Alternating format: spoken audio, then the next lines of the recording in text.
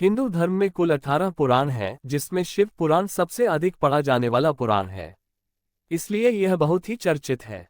वहीं 18 पुराणों में शिव पुराण चौथे क्रम में है। इस पुराण की महत्ता का अंदाजा आप इसी से लगा सकते हैं कि इसे देवतुल्य माना गया है। शैव मत संप्रदाय से संबंधित शिव पुराण में शिवजी के विभिन्न स्वरूप, ज्योतिर्लिंग, महिमा आदि का वर्णन किया गया है। शिव पुराण में कुल 7 संहिता है, जिसमें विदेश्वर संहिता भी एक है। विदेश्वर संहिता में कुल 20 अध्याय है। इसके पहले अध्याय में ऋषि मुनियों द्वारा कलयुग का वर्णन किया गया है। इसमें बताया गया है कि जब घोर कलयुग आएगा तब स्त्री पुरुष कैसे होंगे। आइए जानते हैं इसके बारे में। घोर कलयुग में कैसे होंगे पुरुष। जब घोर कलयुग आएगा तब मनुष्य पुण्य कर्म से दूर होकर दुराचार आदि जैसे कामों में फंस जाएंगे। सच कोई सुनना पसंद नहीं करेगा और दूसरों की निंदा में तत्पर होंगे। कलयुग में अनैतिक रूप से धन कमाने की होड़ होगी और पुरुषों का मन पराई स्त्रियों में आसक्त होगा।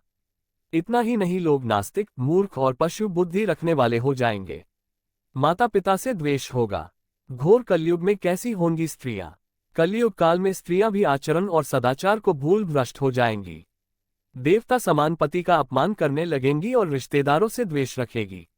मलिन भोजन, कुत्सित हाव भाव, बुराशील स्वभाव और दूसरों की सेवा से विमुख रहेगी।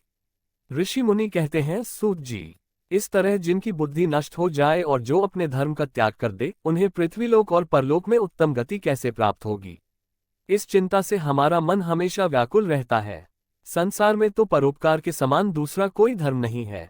अतः मनुष्यों के इन पापों का नाश हो, कृपया इसके लिए कुछ उपाय बताएं। तब मुनियों की बात सुनकर सूत जी ने मन में भगवान शिव का स्मरण किया और सारे ऋषियों को शिव पुराण सुनाने का निश्चय किया। क्या है सबसे बड़ा धर्म और सबसे बड़ा पाप। माता पार्वती भगवान शिव से यह पूछती है कि आखिर मनुष्य के लिए सबसे बड़ा धर्म और सबसे बड़ा पाप क्या है। भगवान शिव ने उनकी शंका मिटाते हुए उन्हें उनके इस प्रश्न का उत्तर देते हुए कहा कि मनुष्य का सबसे बड़ा धर्म होता है सत्य बोलना तथा सत्य का साथ देना। मनुष्य यदि झूठ बोलता है अथवा वह झूठ का साथ देता है तो ये सबसे बड़ा पाप है। इसलिए हर मनुष्य को अपने मन, अपने काम तथा अपनी बातों से हमेशा उन व्यक्तियों को अपने जीवन में शामिल करना चाहिए जिनमें सच्चाई हो तथा हर परिस्थिति में सत्य का मार्ग अपनाना चाहिए। हमेशा अपने नियंत्रण में रखें ये 3 चीजें। मनुष्य को हमेशा अपनी वाणी, मन और कर्मों पर नियंत्रण रखना चाहिए, क्योंकि मनुष्य जैसा कर्म करता है उसे वैसा ही फल भोगना पड़ता है। मनुष्य को कभी भी अपने मुंह से किसी के लिए भी अपशब्द नहीं निकालने चाहिए तथा उसे अपने मन को अपने नियंत्रण में रखना चाहिए, क्योंकि यदि मनुष्य इन पर अपना काबू नहीं रख पाता तो यही अंत में मनुष्य के सर्वनाश का कारण बनते हैं। सफलता पाने के लिए रखें इस बात का ध्यान। संसार में मनुष्य को कोई न कोई वस्तु अत्यधिक प्रिय होती है या मनुष्य का उस ओर अत्यधिक लगाव हो जाता है, जिस कारण लगाव और मोह का एक जाल सा बन जाता है जिससे बाहर निकल पाना मनुष्य के लिए असंभव हो जाता है।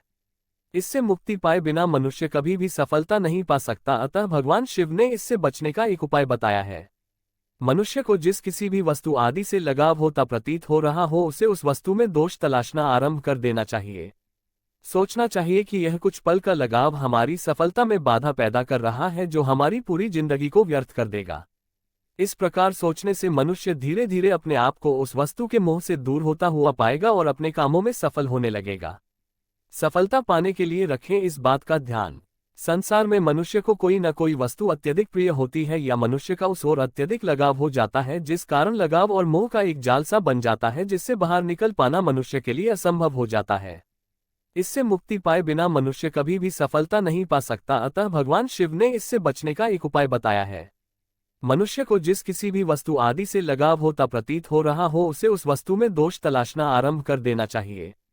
सोचना चाहिए कि यह कुछ पल का लगाव हमारी सफलता में बाधा पैदा कर रहा है जो हमारी पूरी जिंदगी को व्यर्थ कर देगा।